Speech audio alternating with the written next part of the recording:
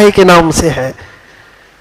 گائے کا ذکر آیا ہے لیکن وہ الگ انداز میں آیا ہے. گائے کی پوجا کے اعتبار سے ذکر نہیں آیا ہے, اس کو کاٹنے کے لیے آیا ہے. کاٹنے کے اعتبار سے ذبح ہوئی تھی, لیکن کس لیے؟ کھانے کے لیے نہیں.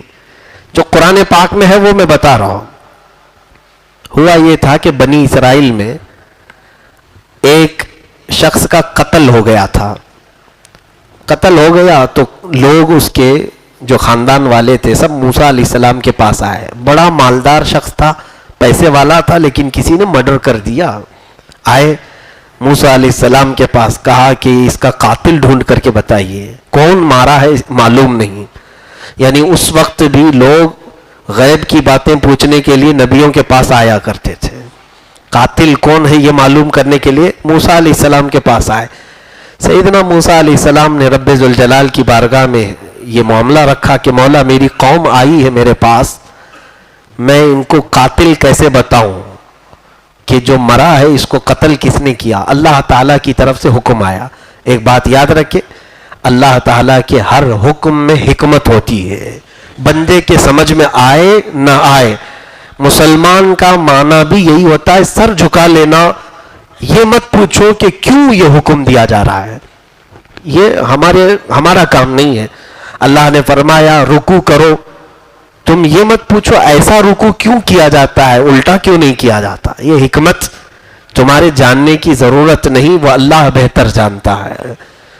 اب بنی اسرائیل جو قوم ہے وہ موسیٰ علیہ السلام کی قوم موسیٰ علیہ السلام کے پاس آئی تو اللہ تعالیٰ کا حکم ہوا, اے موسیٰ ان سے کہیں کہ ایک گائے ذبح کریں. کیا کریں؟ ایک گائے ذبح کریں. اور موسیٰ علیہ السلام نے جب کہا تو وہ کیا کہنے لگے, اتتخذون ہزوا, اے موسیٰ آدمی مرا ہے اور آپ کہہ رہے ہیں گائے ذبح کرو. ہم قاتل پوچھنے کے لیے آئے اور آپ گائے ذبح.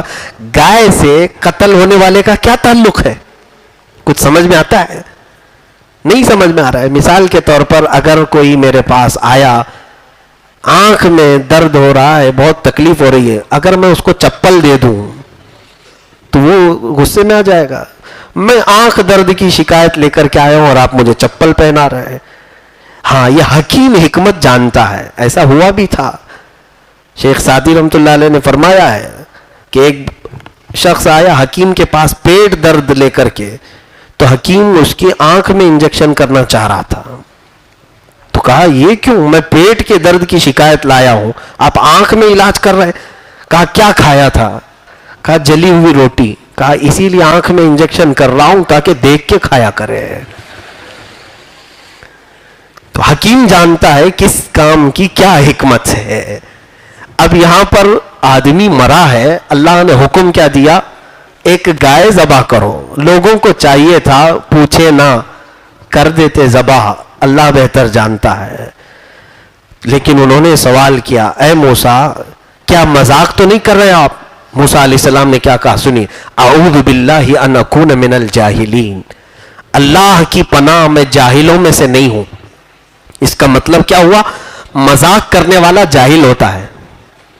انبیاء کرام علیہ السلام مذاق نہیں کرتے کیونکہ وہ رشد و ہدایت کے علمبردار ہوتے ہیں, وہ کبھی مذاق نہیں کرتے. اب سنیے, جب انہوں نے یہ حضرت موسیٰ علیہ السلام کا جلال سنا تو کہا ٹھیک ہے ہم ذبح کر دیں گے, لیکن یہ پوچھئے کیسی گائے ذبح کریں. اب انہوں نے سوال کیا, اللہ نے فرمایا قالوا ادع لنا ربك يبين لنا ما هي قال انه يقول انها بقرة لا فارض ولا بكر عوان بين ذلك فافعلوا ما تؤمرون. جب انہوں نے کہا اے موسیٰ اللہ سے پوچھو کہ کیسی گائے ذبح کرے, رب نے فرمایا ایسی گائے جو بچی بھی نہ ہو, بوڑھی بھی نہ ہو, بالکل جوان ہونی چاہیے. ٹھیک ہے ذبح کر دیں گے.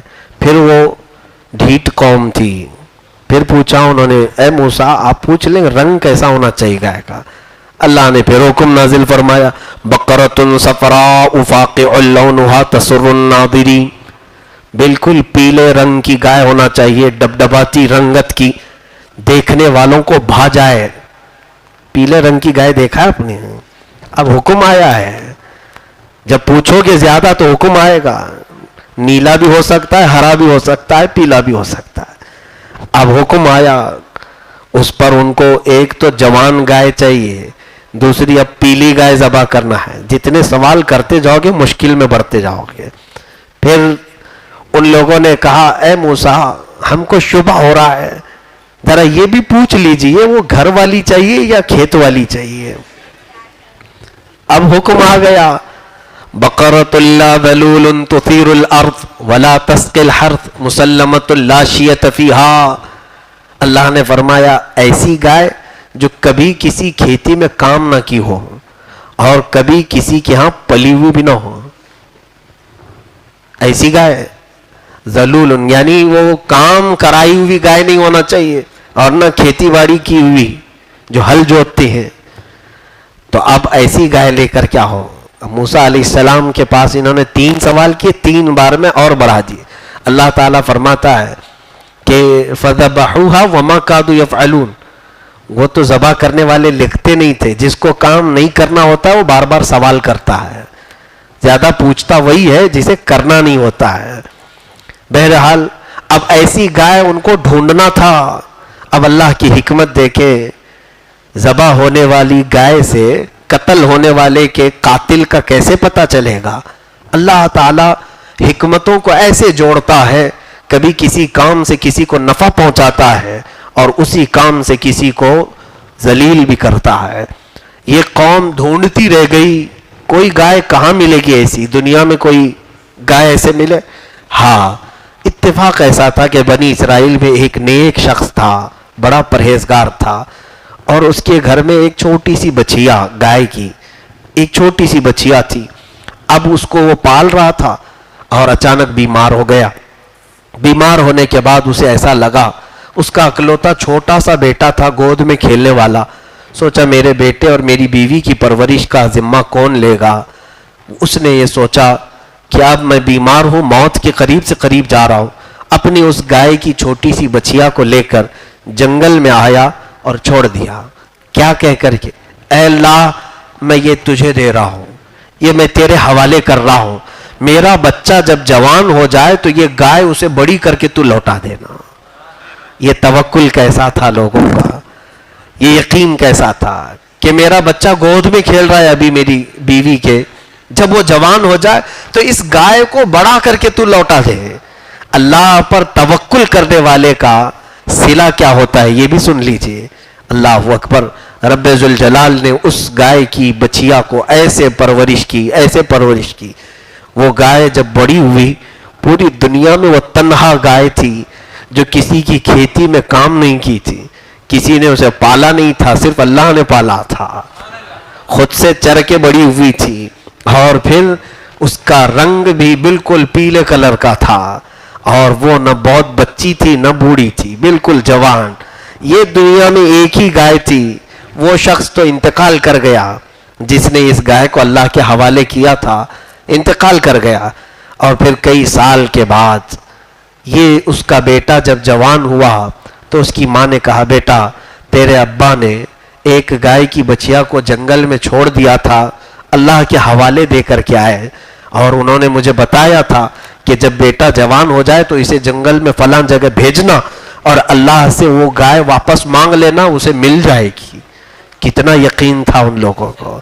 اہل اللہ یہی ہوتے ہیں. جب بیٹا جوان ہوا تو ماں نے کہا بیٹا جا جنگل میں. یہ جوان لڑکا جنگل میں آیا, اپنے صالح باپ نیک باپ کا یہ وارث تھا. اللہ کو یوں ندا دینے لگا, اے رب کریم میرے باپ نے تیری بارگاہ میں ایک چھوٹی سی بچیا چھوڑی تھی اور تیرے حوالے کر کے وہ دنیا سے چلا گیا تھا, اگر وہ گائے اب جوان ہو چکی ہے تو مجھے لوٹا دے. وہ ابھی ہاتھ اٹھا ہی رہا تھا کہ وہ بالکل فربا صحت مند تندرست گائے اس کے سامنے آ گئی.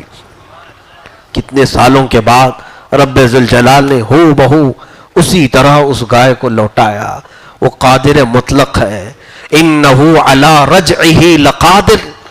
اللہ فرماتا ہے بے شک وہ لوٹانے پر قادر ہے, قدرت رکھتا ہے. بندے کو یقین ہونا چاہیے. آج خیرات دے کر کے بھی لوگوں کو شک ہوتا ہے پہنچے گا کہ نہیں پہنچے گا, ملے گا کہ نہیں ملے گا. اللہ کے حضور